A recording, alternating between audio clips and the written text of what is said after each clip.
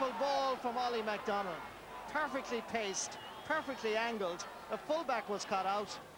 Easy. Willie Quinlan giving it to Johnny Nevin. Great turn. Now, is there anybody making himself available?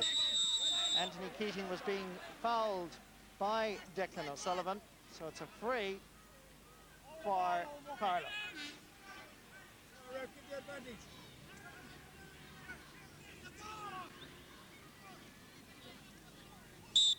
Anthony Keating facing that summer breeze. Difficult enough angle, dropping it in, nice and easy for his second point of the match. And again from a placed ball.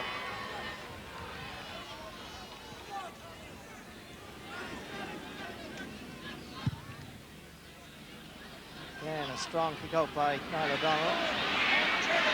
Ball falls kindly back to Seamus O'Hanlon. Terrible ball for any forward.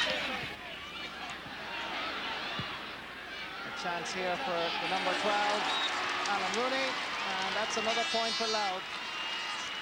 And really, it's a ball that should have been cleared not once but twice by Carlow. Bobby Miller, I think, will be happy to go in at half-time now, because his side have lost their way in the last 10 minutes. This is the centre half back running forward. Half blocked by Willie Quinlan, picked up by Alan Rooney. He wants the support of John Donaldson. And this time it's the Carlow man that's waiting for it, Andrew Corden. Carlow Hanlon nips in and he too sends it wide. The referee had blown his whistle and he's in fact conceding that it went off Carlow man for a 45.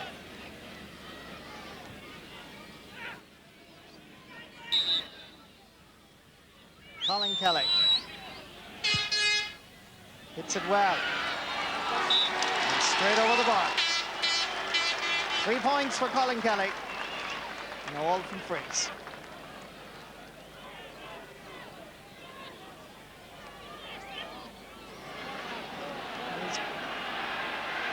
Strength of Seamus O'Hanlon, and down goes the manager, and that was a total accident. Bobby Miller didn't like it. There's a chance here for Louth. Carlow Hanlon charging the goalkeeper and a free out. This is the incident again. Stephen Mealy, in fairness to him, he was going at full speed and he couldn't stop. And he ran into Bobby Miller, and down went Miller. And meanwhile, Bobby Miller went up to the linesman and told him of his complaint, and Carlow officials are trying to cool him down. Anthony Keating with his 4th attempt at a pointed free. It comes back off the post. Very unlucky. And on that particular moment, the referee, John Bannon, decides enough is enough for the first half. A goal by Carlow Hanlon, the essential difference between the teams, as Louth go in at half-time, leading by 4 points. That's the scoreline. Louth won 6, Carlow 5 points.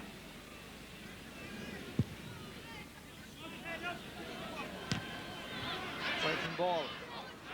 Touched on the ground by Joe Murphy, but he got away with it. Willie Quinlan getting it towards Pat Nolan. Jody Morrissey. Big Colm Hayden is waiting for it this side. There's a chance here. Anthony Keating, if he gets a boot to it, took off his foot by Stephen Mealy. It's a penalty for Carlow. That's the sort of passing moves that we associate with the wee county. And this time, the wee county I refer to is Carlow. A beautiful passing move. It came to Muckle Keating, and he had no chance when Stephen Mealy had literally took it off his foot. And this, I think, is fair to say, is the turning point. If Carlow can score from this, they're right back in the Leinster Championship. If Willie fails and Niall succeeds, well then, the story is different. It's in the net. Brilliantly finished by Willie Quinlan. Carlow now trail by just 2 points. Niall O'Donnell had no chance. Power and accuracy. Top corner. Punched down by Ken Riley. Ollie MacDonald was very quickly onto it. Good run by MacDonald. Still the Louth number 10. One of the scores of the match after almost 9 minutes of play. It's his first of the Leinster Championship. ball was punched down by Ken Riley with force and authority. MacDonald ran onto it at full speed, made an angle for himself. He knew exactly what he was doing, and that's a very good score. Again, the break. Punched down this time by Seamus O'Hanlon. Brendan Kern trying to find Ollie MacDonald, and it runs on from MacDonald. Has the coolness to go down in it to Carl O'Hanlon. Sheer strength, great skill, making an angle across to Colin Kelly. Here's a chance, and there's a good point for Louth. That's his first point from play out of a total of 5. Total of 4 actually for Colin Kelly. This was a fine move, but it was really created by Carl O'Hanlon, who's doing tremendous damage at full forward. Well taken though by Kelly. And in his effort to reach that ball, Pat Jordan has obviously hurt himself. As you can see here, as he flung himself in the air, he seemed to fall awkwardly. And he now seems to have a knee problem. And it means that the experienced John Kearns will be called upon to enter this particular battle for Carlow. He's always looked like a match winner, and that's a very good ball. John Kearns has to come out, and a brave save, brilliant save by Kearns. Saving at the foot of Aaron Hoy. It's back to Carl O'Hanlon again. He goes down, he's gone out over the end line in fact, and that's a free out for Carlow. So as Carl O'Hanlon was trying to get inside, his head there collided with the Carlow man's knee, and down he went.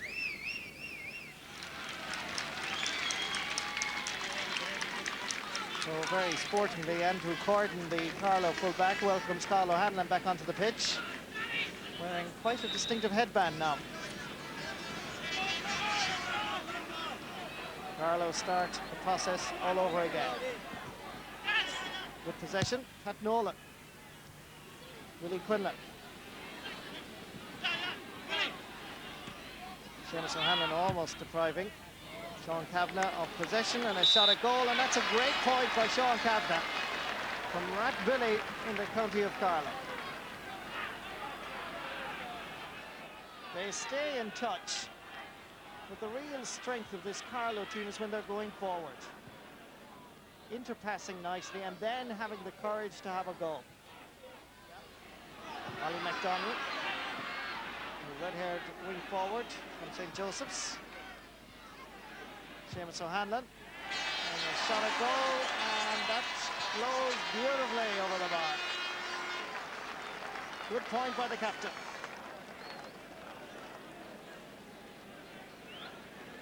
A good, loud move. O'Hanlon going forward, getting the support there from Ray Rooney, gathered possession. And that's a good ball over towards Joe Murphy. Anthony Keating is inside if he can get it in quickly enough. Here's Keating. They really need to try and create a goal here, but they take his point. And he's increased his own personal tally now to 5 points. With just a few holes appearing in the Louth defence, as we are now in injury time. Because of Carl O'Hanlon's injury, I expect quite a few minutes of injury time. And now its concentration seems to have just dropped a little bit. Here's a ball for Colin Hayden. That's Derek Tracy that's supporting. Comes back outside, and here's another point for Carlow. Johnny Nevin.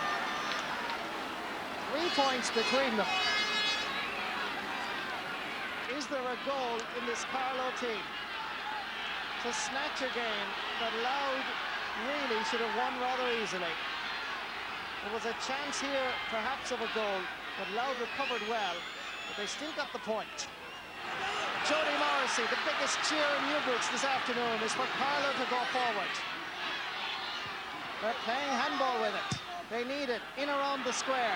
Derek Tracy is up there. They need possession. Niall MacDonald comes free, and Ollie, oh dear, Niall O'Donnell is there.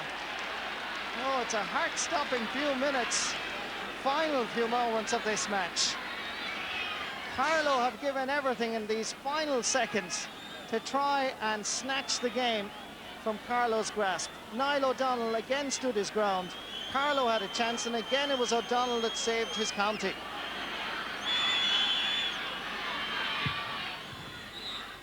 And there is the final whistle. Louth win. Carlow have not beaten their great rivals in Leinster, not in this century so far. They've failed on 7 occasions since 1950. They gave it a great rally in the final few minutes, but in the end, Louth go through on that scoreline. Louth 113, Carlow 110. We probably went into championship matches as underdogs, and possibly this was our first game maybe in 7 or 8 years that we actually went into it as overwhelming favourites, and that doesn't just sit too easily on our shoulders. So hopefully we'll have got that off our chest, and once you get one game out of the way in the championship, things seem to settle in a little bit more. Lads that are making their championship debut, we'd treat them there today, will settle down a lot easier, and things can kind of pick up. The season can actually start from a difficult enough first round championship game. I just caught a ball in on the end line, and I just came inside and I was kind of low to the ground, and the fullback's knee just crashed off my head, so I didn't realise it was cut until I took my hand down from my head and I had plenty of blood. Quite sore, I would imagine. It wasn't too sore. It's beginning to get sore now, so I'm looking forward to getting it stitched now in about 5 minutes. And that's how the draw stands in the Leinster Championship as a result of that match. Louth, the first team into the semi-finals. Westmeath have played more than anybody else as a result of their 2 draws. Their next day out against Offaly will be their 4th. Well, Pat Spillane was at that match in Newbridge this afternoon. Pat, Louth's ambition obviously a place in the Leinster final this year. Yes, they're on the weaker side of the draw. They'll be disappointed with their performance today. They had 70% of the possession. I should have been in Newlands Cross about a half an hour before, because the game should have been over 10 minutes into the second half. Carlow, I felt, never really believed. They had the belief that they would win the game. They played well in the first couple of minutes, and only in the last 5 minutes did they feel that they had a chance of winning. They took the game at Louth and threatened them, but at least, I mean, Carlow know their mistakes, but they have no chance to rectify them any longer. Louth know the mistakes they made today. They have an awful lot of improvement to do, but they're a big, strong, physical side, and they're well able to win the ball, and they're going to improve. They were poor in the forwards there, but they will improve. Carlow, from their point of view, they've got some good footballers. You've been looking at an aspect of their game, their passing game, sometimes good, sometimes bad. Well, Carlow have adopted the short passing game of Bobby Miller's Air Oak side, and short passing game is good, as you see in this clip. When the ball is moved quickly, when you have space created, and when you have guys coming up in support. And they were excellent in the first 11 minutes. Good point here from Pat Nolan. There were 4 points up after 11 minutes. Then they brought Willie Quinlan to midfield. They brought the 2 half hours back to the middle, and they played the short passing game through the middle of the field. Now, it was just totally impossible. You had a crowded middle of the field. Now, the last way you want to bring a ball through the middle is right through the middle. You play it over long. It's a bit like being stuck in rush hour traffic in Stephen's Green and looking for a space or a gap. It wasn't there, and it wasn't there either for Carlow today, and that's where they bogged down. There was only 3 points in it at the end, but Louth did have a couple of goal chances that, had they gone in, might have been different. Like I said, Louth had 70% of the possession, but they kicked 16 wide stay. Here we had they had 3 clear goal scoring chances. This was lovely vision by Carlow Hannon, over the head into Brendan Kieran. Now Brendan Kieran, it was a great save by Pat Dorn, who incidentally got injured and made 2 outstanding saves during the year. But the one thing you've got to learn, I mean, Brendan Kieran was a cornerback last year, and he was the wrong man in the right place. The one thing about a one-to-one situation is that the goalkeeper is looking for the first indication of a movement from the forward, and he reacts to that. First indication for Brendan Kieran was to kick, and Pat Dorn went down it. If you looked at PJ Loftus last week, hesitated, waited for a second, sold to dummy, and into the top corner there. Rob Lee for England last night, or different sport, but at least drew the goalie, played it across, goal, and like I said, Louth missed 3 of them today. They'll rule out of those chances if they're going to miss them against Wicklow, Westmeath or Offaly. Sure. All right, Pat, thank you very much. Well, at this point, we take a commercial break, but there's still plenty to come.